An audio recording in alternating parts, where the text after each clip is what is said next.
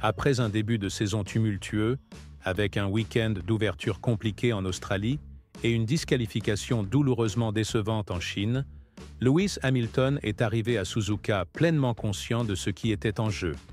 Cet événement aurait dû marquer un tournant, une occasion de démontrer le potentiel de son partenariat avec Ferrari. Cependant, ce qui s'est déroulé lors de la séance de qualification a révélé une insatisfaction nette chez Hamilton, a déstabilisé l'équipe et a ravivé les doutes quant aux limitations fondamentales de la nouvelle monoplace. Dès les premières séances d'essai du week-end, il était évident que Ferrari avançait avec une extrême prudence concernant la configuration du nouveau véhicule. Suite à la disqualification de Hamilton en Chine, provoquée par une usure excessive de la protection inférieure due à une hauteur de caisse trop basse, l'équipe a été contrainte de prendre des mesures préventives au Japon. Concrètement, ils ont augmenté la hauteur de caisse.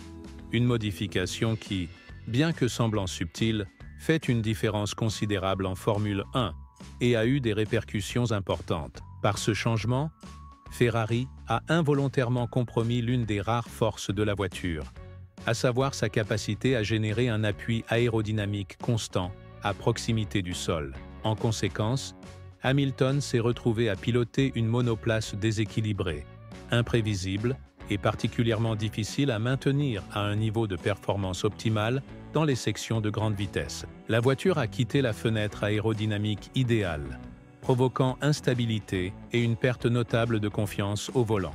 Pendant la qualification, le pilote a dû faire face à une série de sessions frustrantes au cours desquelles il n'a pas pu extraire le meilleur de la voiture. Bien qu'il ait réussi à atteindre la troisième phase, ce fut de justesse, et lors de la décision finale, il s'est contenté de la 8e position, terminant à plus de 6 dixièmes derrière le rythme des leaders. Pour un pilote du calibre de Hamilton, dans une voiture censée se battre pour des podiums, ce résultat était profondément décevant. À l'issue de la séance, Hamilton n'a pas hésité à formuler de vives critiques et à souligner que la hauteur excessive continuait d'affecter sévèrement les performances. Selon ses propres mots, la voiture fonctionnait avec une hauteur supérieure à celle souhaitée, conséquence directe des problèmes rencontrés à Shanghai.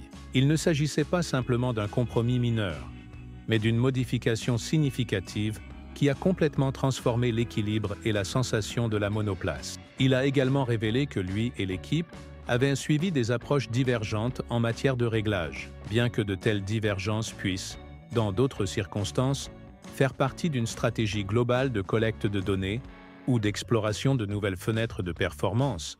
L'effet ici s'est avéré clairement négatif. Tout au long de la session, Hamilton a signalé un important sous-vitesse, une condition qui rend la voiture lente dans les virages et mine la confiance du pilote lors des changements rapides de direction, ce qui, sur un circuit comme Suzuka caractérisé par des virages rapides et fluides, est particulièrement préjudiciable. Au-delà des problèmes liés au réglage, l'environnement technique et stratégique de l'équipe a également mis en lumière des défis plus profonds.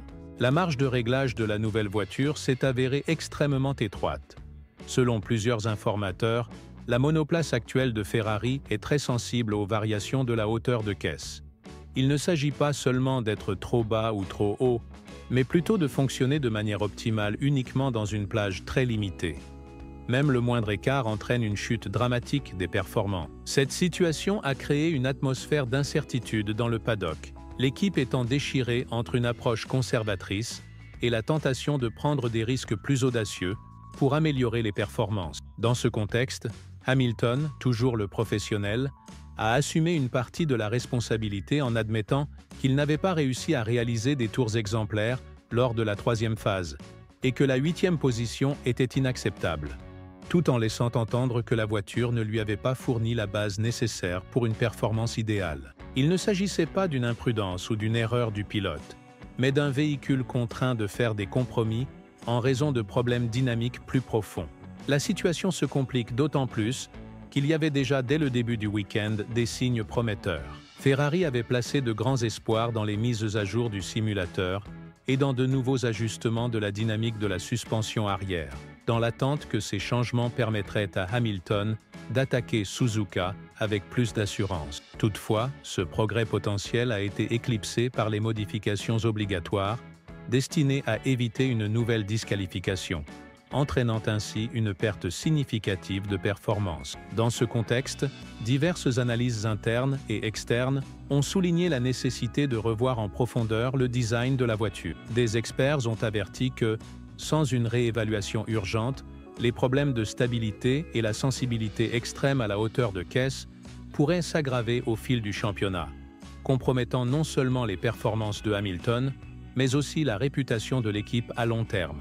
Malgré ces défis, Hamilton a conservé une attitude optimiste à l'égard de la course. La pluie était prévue et il a clairement indiqué qu'il appréciait les conditions humides, expliquant que la pluie transforme souvent des situations défavorables en opportunités. Cette mentalité, reflet de son esprit compétitif, démontre sa capacité à déceler des ouvertures là où d'autres hésitent. Néanmoins, remonter depuis la 8e position exigera un départ impeccable, une stratégie sans faille et possiblement une aide apportée par les conditions météorologiques changeantes. Dans une perspective plus large, la persistance de ces défis fondamentaux révèle un problème structurel. Ferrari continue de lutter contre la sensibilité aux variations de la hauteur de caisse, des marges de réglage extrêmement réduites et une voiture qui devient nettement plus difficile à manier dès que des compromis sont opérés. Pour Hamilton, qui est venu à Maranello dans l'espoir d'arracher ce titre de champion tant convoité, cette situation demande non seulement de la patience, mais également la mise en œuvre d'améliorations substantielles de la part de l'équipe. Des analyses détaillées indiquent que la philosophie actuelle de développement de la voiture manque de flexibilité et que l'équilibre entre innovation et stabilité doit être redéfini si l'équipe veut rivaliser au plus haut niveau. Cet épisode va bien au-delà de simples indicateurs de performance. Il raconte l'histoire de l'un des plus grands pilotes de l'histoire de la Formule 1, confronté aux complexités d'un environnement exigeant au sein d'une équipe légendaire, marquée par d'énormes attentes, mais aussi par des contraintes bien réelles. Ferrari est une équipe imprégnée de passion, de tradition et d'ambition. Mais elle peine actuellement à harmoniser tous les éléments nécessaires pour offrir à Hamilton des résultats constants. Ce chapitre dans la saga de Ferrari ne se limite pas à la vitesse. Il touche à l'héritage, à la preuve que le pilote peut accomplir ce que beaucoup ont tenté et échoué à faire, dominer Maranello, et, ce faisant, créer quelque chose de véritablement historique. Le chemin vers ce but n'est jamais aisé. Et ce que nous observons est un exemple frappant d'un champion repoussant les limites d'une équipe, encore en quête de réinvention. Suzuka a mis en lumière l'équilibre fragile entre innovation et stabilité au sein du département technique de Ferrari. La tentative de résoudre un problème survenu en Chine a engendré au Japon un nouveau défi. Il ne s'agit pas d'un problème isolé de réglage, mais bien d'un symptôme d'une lutte plus vaste pour comprendre le véritable comportement de la voiture sous pression. Dans un environnement où les conditions de piste évoluent constamment et où le véhicule est conduit par un pilote exigeant la plus grande précision. Dans ce contexte, toute la structure de soutien, des ingénieurs aux stratèges de course, se voit dans l'obligation de repenser ses processus internes et ses protocoles de développement afin de trouver des alternatives garantissant plus de cohérence et de fiabilité dans les performances de la monoplace. D'un autre côté, l'attitude d'Hamilton face à ces défis mérite une reconnaissance particulière. Le pilote a fait preuve d'une résilience et d'une maturité remarquables en refusant de rejeter l'entière responsabilité sur l'équipe, évitant ainsi des accès émotionnels ou des critiques publiques susceptibles de perturber l'ambiance interne. Au lieu de cela, il a opté pour une analyse constructive de la situation, adaptant son approche et exigeant des réponses claires pour maintenir l'équipe concentrée et motivée. Ce leadership discret mais déterminé est essentiel pour que Ferrari puisse surmonter les obstacles actuels et se réinventer dans un environnement de plus en plus compétitif. La capacité d'Hamilton à identifier les points critiques et à insister pour que des améliorations soient apportées pourrait, à long terme, accélérer le développement de solutions innovantes, transformant ainsi les faiblesses actuelles en véritables atouts. Il ne faut pas perdre de vue le contexte global. Il ne s'agit que du 4e Grand Prix de la saison, et le chemin reste encore long. Les cycles de développement se poursuivent, d'importantes mises à jour sont en perspective, et la conjonction de facteurs tels que la météo, les conditions de piste et la synergie du pilote peut réécrire le scénario à chaque dimanche de course. Si Ferrari parvient à stabiliser les problèmes de réglage et à trouver un moyen de maintenir l'appui aérodynamique sans sacrifier la fiabilité. Et si Hamilton continue de presser pour des améliorations internes, des week-ends comme celui-ci pourraient être considérés comme les douleurs nécessaires à la construction d'un projet plus solide. Toutefois, le temps presse, et la compétition est plus rude que jamais. Red Bull fait preuve d'une constance remarquable. McLaren gagne progressivement du terrain, et même les équipes de milieu de grille sont capables de performances surprenantes lorsque les conditions sont favorables. Pour que Ferrari et Hamilton transforment ce potentiel en réalité, les solutions devront être mises en œuvre rapidement et avec détermination, sans qu'aucune nouvelle concession de performance ne soit acceptée au nom de la prudence. Face à ce scénario complexe, lorsque les lumières s'éteindront le jour de la course, le véritable test commencera, non seulement en termes de temps au tour, mais également en termes de résilience et d'adaptabilité. La question cruciale demeure. Hamilton sera-t-il capable de transformer l'adversité en opportunité? Ferrari pourra-t-elle prouver qu'elle a tiré les leçons du passé?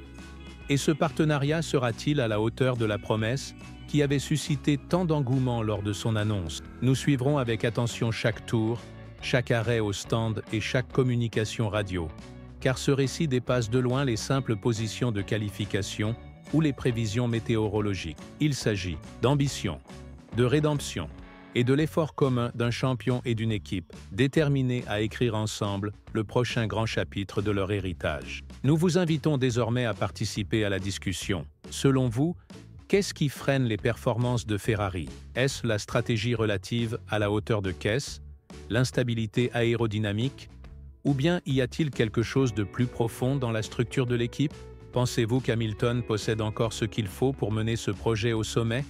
Si vous suivez notre analyse sincère des défis humains et techniques et appréciez l'éclat des courses qui font de la Formule 1 le sport le plus excitant au monde, n'hésitez pas à laisser un j'aime, à vous abonner à notre chaîne et à activer toutes les notifications.